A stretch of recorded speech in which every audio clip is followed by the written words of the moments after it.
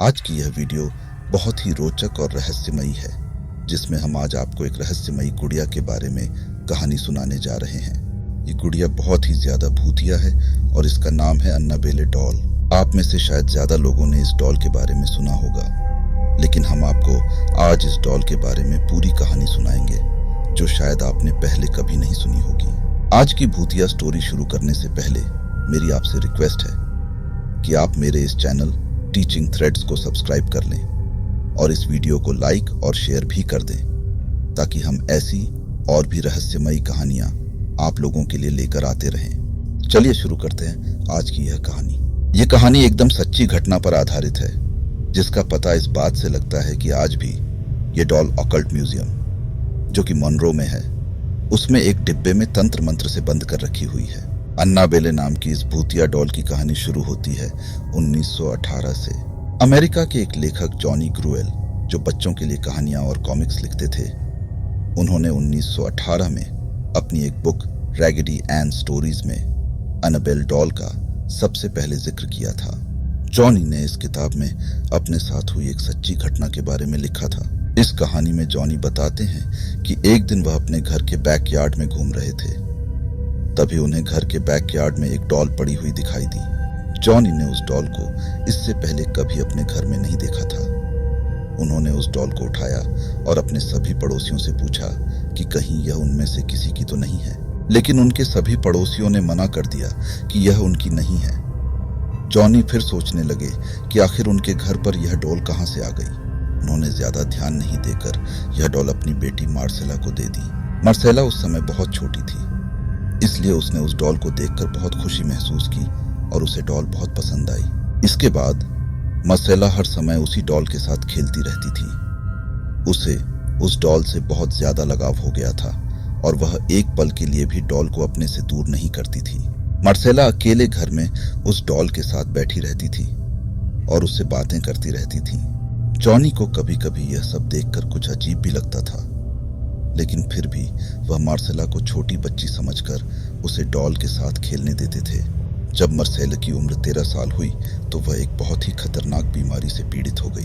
उस बीमारी के इलाज के लिए जब उसे वैक्सीन दी गई, तो वैक्सीन का मार्सेला के शरीर पर उल्टा असर हुआ, जिससे उसकी 13 साल की उम्र में ही मौत हो गई। लेकिन इस पूरी घटना में जो एक चीज बहुत ही अजीब थी, वो यह थी कि मार्सेला की मौत से कुछ दिन पहले ही वह डॉल, जो हमेशा उसके पास रहती थी, उसी रहस्यमय ढंग से गायब हो गई थी, जैसे वह अचानक उनके पास आई थी। जॉनी ने मार्सेला के कहने पर उस डॉल को बहुत ढूंढा, लेकिन वह कहीं भी नहीं मिली। जब जॉनी ने इस सच्ची कहानी को अपनी किताब में लिखा, तो लोगों को इसके बारे में जानकर बहुत हैरानी हुई। जॉनी की यह कहानी उस समय लोगों में काफी ज्यादा प्रसिद्ध हो गई। इस घटना के बाद कई दशकों तक वह डॉल किसी को भी कहीं नजर नहीं आई। लोग भी अब धीरे धीरे उसके बारे में भूल गए थे। लेकिन इसके बाद साल 1970 में उस डॉल ने फिर से दुनिया में कदम रखा। इस बार ये डॉल हॉबी टाउन नामक एक एंटीक शॉप में नजर आई। एक दिन एक महिला उस शॉप में गई और उसने उस अजीब सी दिखने वाली डॉल को अपनी बेटी के लिए खरीद लिया। उसने यह डॉल अपनी बेटी डोना को उसके जन्मदिन पर गिफ्ट कर दी। डोना को बचपन से ही डॉल्स बहुत पसंद थी। भले ही डोना अब बड़ी हो गई थी और कॉलेज में पढ़ाई कर रही थी, वह अभी भी डॉल्स की शौकीन थी। डोना उस समय कॉलेज में नर्स की पढ़ाई कर रही थी। वह एक अपार्टमेंट में रहती थी और उसकी एक रूममेट भी थी, जिसका नाम था एनजी। उस अपार्टमेंट में ही उसकी माँ ने उसे वो डॉल गिफ्ट की थी और डोना उस डॉल को देखकर बहुत ही ज्यादा खुश हुई थी। डोना ने उस डॉल को अपने बेड पर रख दिया और अपने कमरे से बाहर चली गई। लेकिन जब वह वापस अपने कमरे में आई, तो उसने देखा कि डॉल बेड पर नहीं थी और वह बेड के पास वाली चेयर पर बैठी थी। ऐसा उसके साथ कई बार हुआ।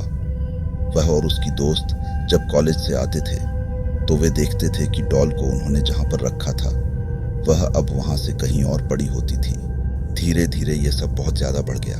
वे दोनों जब भी अपने कमरे में वापस आती थीं, तो देखती थीं कि डॉल को जिस कमरे में उन्होंने रखा था, वह उस कमरे की बजाय किसी दूसरे कमरे में पड़ी होती थी।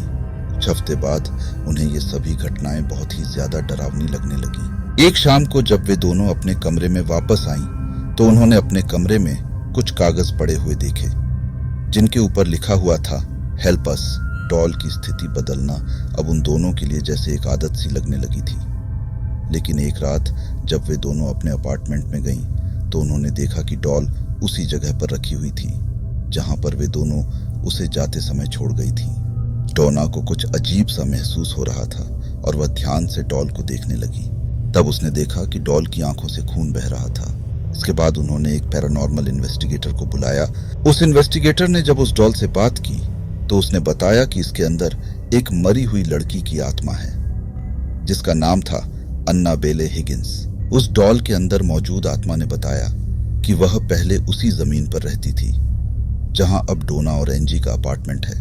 अन्नाबेला ने इन्वेस्टिगेटर को बताया कि उसकी मौत तब हुई थी जब वह सिर्फ 7 साल की थी। उसने यह भी कहा कि वह डोना और एंजी के साथ सुरक्षित महसूस करती है। उस डॉल ने इन्वेस्टिगेटर के जरिए डोना और एंजी से यह भी पूछा कि क्या वह उनके कमरे में उनके साथ रह सकती है।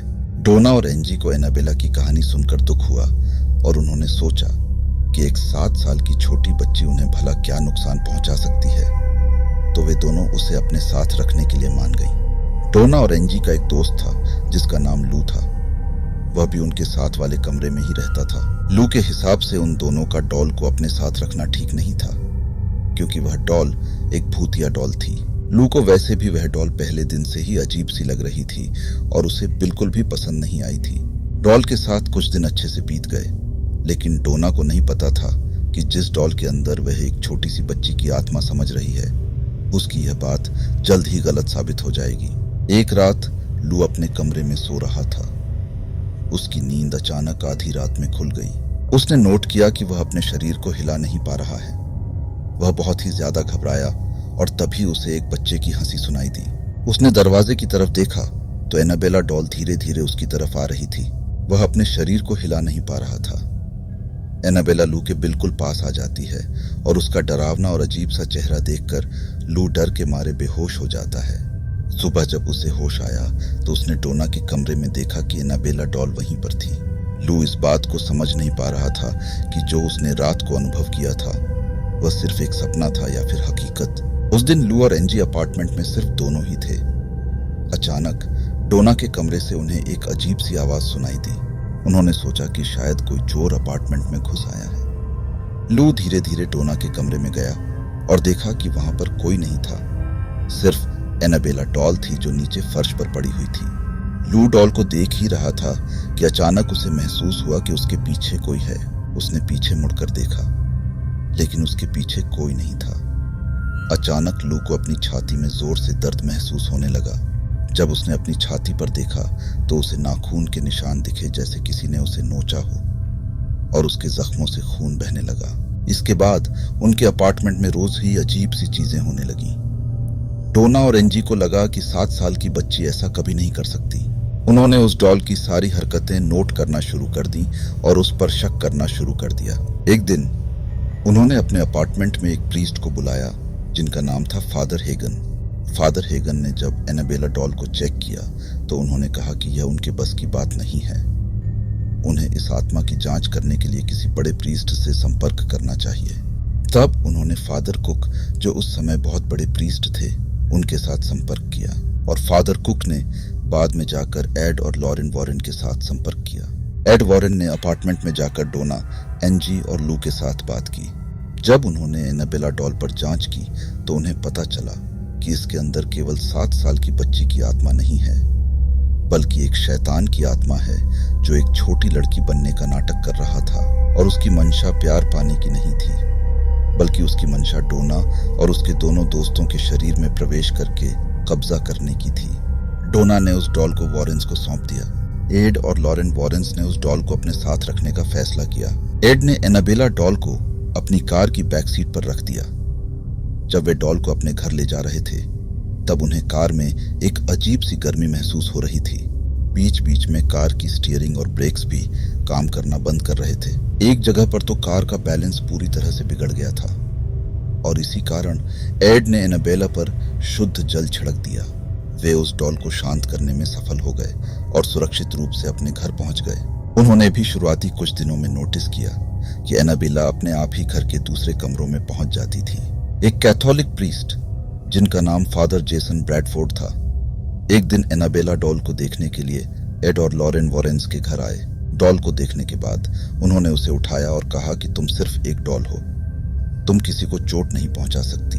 इसके बाद एड ने उस प्रीस्ट से कहा कि आपने डॉल को यह बात कहकर बहुत बड़ी गलती कर दी है। लॉरेन ने फादर को कहा कि घर जाते समय सावधानी से गाड़ी चलाएं और घर पहुंचकर उन्हें फोन जरूर करें, क्योंकि एड का मानना था कि उस डॉल को फादर ने वह बात कहकर गुस्सा दिला दिया था। कुछ घंटों बाद एक फोन कॉल आया जिसमें उस प्रीस्ट ने बताया कि वह एक भयानक एक्सीडेंट में मरने से बार बार बच गए। इसके बाद वॉरेंस ने तय किया कि एनाबेला के लिए एक विशेष लकड़ी का केस बनाया जाएगा और उसे ऑकल्ट म्यूजियम में रखा जाएगा। उस दिन के बाद से एनाबेला डॉल उस म्यूजियम में आज भी रखी हुई है। आज एनाबेला डॉल एक लकड़ी के लॉकर में बंद है, लेकिन इसका यह मतलब बिल्कुल नहीं है कि वह किसी को चोट नहीं पहुंचा सकती। म्यूजियम में रखने के कुछ सालों बाद एड अपने एक विजिटर को म्यूजियम में एनाबेला के बारे में बता रहे थे। तभी उस विजिटर ने एनाबेला डॉल के सामने ही उसका मजाक उड़ा दिया। जब वह विजिटर उसी रात अपनी एक दोस्त के साथ बाइक पर घर जा रहा था, उसका एक्सीडेंट हो गया। वह विजिटर तो उस एक्सीडेंट में मर गया, लेकिन उसकी दोस्त बच गई। उसकी दोस्त ने बाद में वॉरेन को बताया कि वे दोनों रात में बाइक से जाते समय एनाबेला के बारे में बात कर रहे थे और उसका मजाक उड़ा रहे थे। अचानक पता नहीं कैसे बाइक का बैलेंस बिगड़ गया और उनकी बाइक एक पेड़ से टकरा गई। उसके बाद से लोगों के दिलों में एनाबेला के लिए डर और भी बढ़ गया। आप आज भी इस एनाबेला नाम की डॉल को ऑकल्ट म्यूजियम, जो कि मोनरो में स्थित है, जाकर देख सकते हैं। इस डॉल को दुनिया की सबसे ज्यादा शापित डॉल माना जाता है। अगर आपको एक मौका मिले उस म्यूजियम में जाने का, तो क्या आप इस डॉल को करीब से देखना चाहेंगे या नहीं?